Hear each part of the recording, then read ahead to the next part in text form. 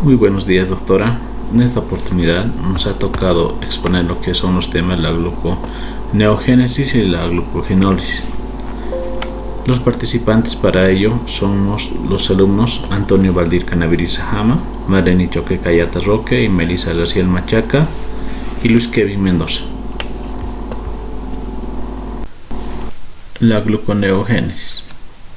Este proceso se produce un 90% en el hígado y el otro 10% en el riñón. La gluconeogénesis o glucosa de nueva creación. Estas se producen a partir de precursores no glucosídicos, no a partir del glucógeno. Se utilizan moléculas como el oxalacetato, el piruvato, lactato, que son aminoácidos no glucogénicos. La degradación de grasas. Se produce glicerol, se puede utilizar poca cantidad para la glucogénesis. ¿Por qué es importante y para qué sirve? La glucosa almacenada en forma de glucógeno en músculos e hígado se agota en situaciones de ejercicio intenso. Podría ser por ayuno y, como mencionamos, por la excesiva cantidad de ejercicio. Y en ese caso el organismo procesa precursores de otros medios. Bueno, continuando con la gluconeogénesis, empezamos con los productos de la degradación de triglicéridos provenientes del ciclo de Krebs. Tenemos el caso del glicerol. Este glicerol se va a fosforilar y se transforma en glicerol fosfato, posteriormente en dihidroxiacetona fosfato, el cual se va a transformar en gliceraldehído 3-fosfato. Luego en fructosa 6-fosfato, glucosa 6-fosfato y la glucosa. Y hablando de lactato, en condiciones anaeróbicas y en presencia de oxígeno se convierte en piruvato. El oxalacetato proveniente del ciclo de Krebs se va a transformar en fosfenolpiruvato. Estas son provenientes de aminoácidos glucogénicos del ciclo de Krebs. Bueno, vemos que en el gráfico tenemos las flechas hacia arriba, que estas nos describen lo que es la gluconeogénesis, y las flechas hacia abajo, lo que es la glicólisis aeróbica.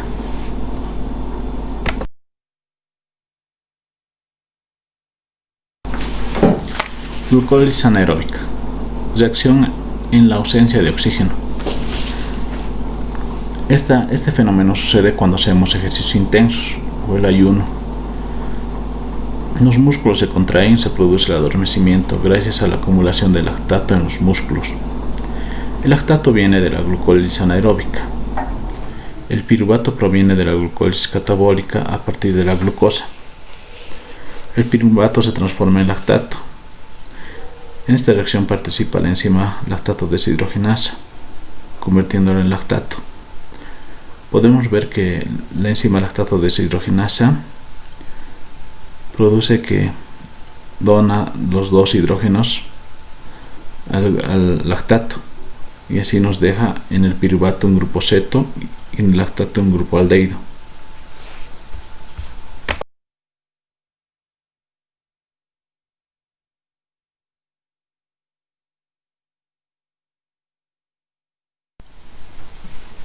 Bueno, hablando del ciclo de Cori, también llamado ciclo del ácido láctico, es una ruta metabólica que consiste en el paso de la glucosa a lactato a glucosa entre el hígado y el músculo. El objetivo del ciclo de Cori es mantener la producción del ATP por medio de la glucólisis a nivel del músculo esquelético en condiciones de hipoxia. El proceso comienza en el músculo esquelético durante el ejercicio intenso. Podemos ver en esta tabla que el lactato pasa a la sangre y esta sangre va por el corazón, así sucesivamente. El lactato llega al hígado, donde se concentra como glucógeno, y este glucógeno se transforma en glucosa, y esta glucosa vuelve a sangre y luego se transforma en glucógeno y posteriormente en lactato, que se almacena en los músculos. Bueno, hablando de la ruta de la glucosa dentro del ciclo de Cori. En músculo, la glucosa se transforma en 2-piruvato. Dentro de esta reacción hay el ingreso de 2-NAD y la salida de 2-NADH, y también se produce 2 ATPs. Posteriormente se de 2-piruvato a 2-lactato hay el ingreso de 2-NADH y la salida de NADH y se produce LDH. En hígado, 2-lactato a 2-piruvato, dentro de la reacción hay el ingreso de 2-NAD y la salida de 2-NADH y se produce la LDH. De 2-piruvato a glucosa se produce 6 ATPs, esto en el hígado. Buen día, doctora. Mi nombre es Marlene Choque Callata Roque. Continuando con la disertación de la glucogenogénesis, diremos que esta es la síntesis de glucógeno a partir de glucosa. La glucogenogénesis presenta 5 etapas. La primera es la fosforilación de la glucosa. Mediante este paso se requiere fosforilar la molécula de glucosa. Mediante la fosforilación se va a incorporar un grupo fosfato en el carbono 6 de una glucosa. El segundo paso es hacer una isomerización. Acá se va a crear un isómero de la glucosa 6-fosfato que va a ser la glucosa 1-fosfato, es decir, que el grupo fosfato cambia de posición. El tercer paso es la activación de la glucosa. En este caso lo que se utiliza para activar la glucosa es UTP. El cuarto paso es la incorporación a la cadena principal. Una vez que tenemos la glucosa activada, la podemos incorporar al glucógeno preexistente para alargar sus cadenas. Y finalmente, como último paso, tenemos la formación de nuevas ramificaciones. Acá detallamos los pasos. Fosforilación de la glucosa, que es el primer paso. En este caso es una reacción que es catalizada por la enzima hexoquinasa, que utiliza magnesio más 2 como cofactor inorgánico. La función de la hexoquinasa es tomar un grupo fosfato del ATP, tomar la glucosa e incorporar el grupo fosfato a la glucosa. En el segundo paso tenemos la isomerización. Acá va a actuar una enzima, la fosfoglucomutasa. Esta enzima toma el grupo fosfato que estaba en el carbono 6, lo cambia de posición y lo coloca en el carbono 1, de ahí que se obtiene glucosa 1-fosfato. En la tercera etapa tenemos la activación de la glucosa, es decir, tenemos la glucosa 1-fosfato más UTP. La enzima que cataliza la reacción es la uridiltransferasa. Esta enzima transfiere un UDP, es decir, quita un fosfato del UTP y lo une a la glucosa. Y así obtenemos UDP y glucosa más 2 fosfatos. Uno de los fosfatos inorgánicos va a proceder de la UTP y el otro grupo fosfato procede de la glucosa. La cuarta etapa, que es la incorporación a la cadena principal del glucógeno, acá tenemos la glucosa activada. La enzima que cataliza la incorporación de la glucosa a la cadena preexistente es la glucógeno sintasa. Y obtenemos el glucógeno más 1 porque incorporamos una nueva glucosa. Y por otro lado se desprende el UDP que se transformará posteriormente en UTP y se reutilizará para activar otra molécula de glucosa.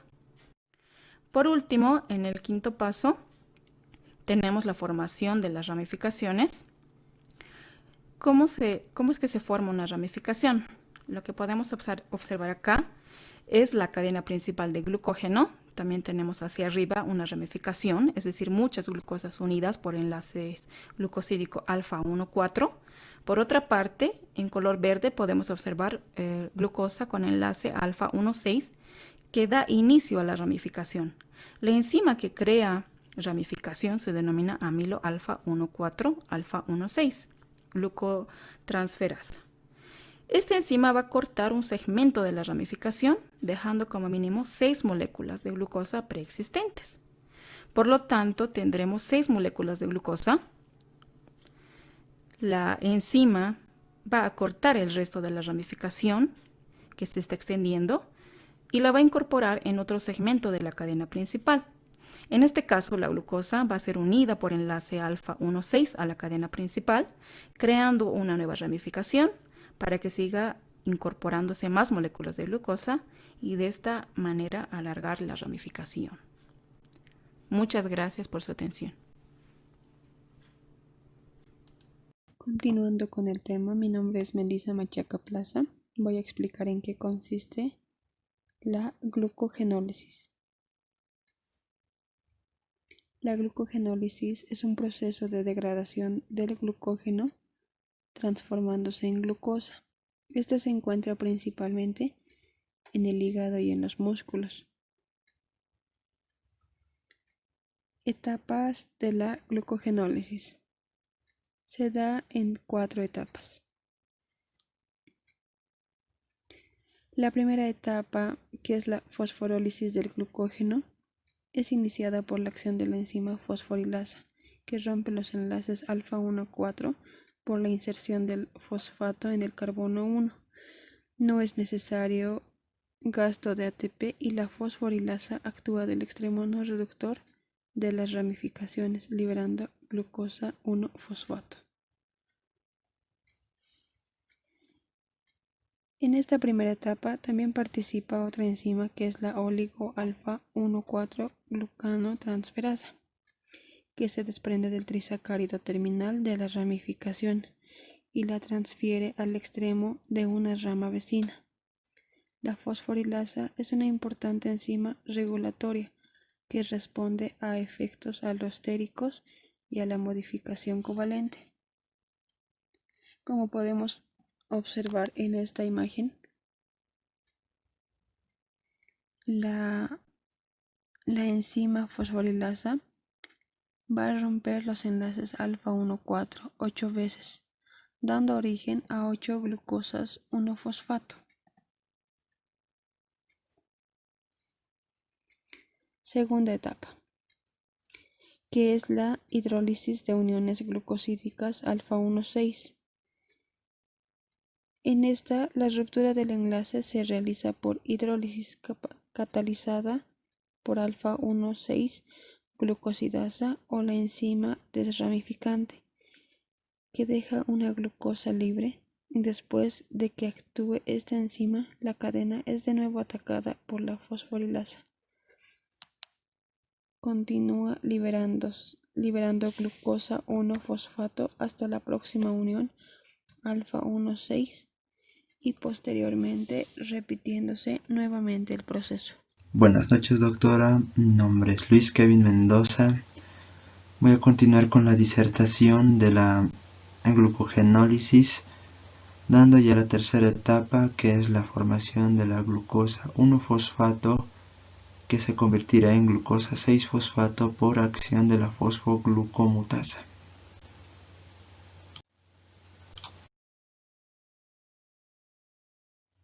Entrando a la cuarta etapa tenemos la formación de glucosa libre. Esta se da por la hidrólisis de la glucosa 6-fosfato en glucosa libre y fósforo inorgánico por la glucosa 6-fosfatasa. Obtención de energía por el músculo. La energía para contraer los músculos proviene del ATP, que cuando se rompe genera ADP y un fósforo inorgánico. Esta energía es suficiente para hacer la contracción muscular. La contracción muscular depende del ATP, que da solo unos segundos de máxima actividad muscular, por lo que el ATP tiene que ser continuamente repuesto en el músculo. Entre las patologías relacionadas con la glucogenólisis tenemos la enfermedad de von Yerk, que es la deficiencia de glucógeno 6-fosfatasa, una enzima muy importante en la degradación del glucógeno, que al estar ausente puede producir acumulación de lípidos en el hígado, hepatomegalia y una cantidad elevada de glucógeno. Otra enfermedad es la enfermedad de Pompe, que es la deficiencia de alfa-glucógeno oxidasa lisosomal. Presenta concentraciones excesivas de glucógeno en vacuolas citoplásmicas. Esta produce cardiomegalia y usualmente una muerte temprana. Por último tenemos el síndrome de MC-Arley. La afección es en el músculo esquelético, que produce debilidad temporal y se caracteriza porque no hay una salida de lactato al torrente sanguíneo. Puede producir una mioglobinuria en edad adulta, elevados niveles de glucógeno con estructura normal en el músculo.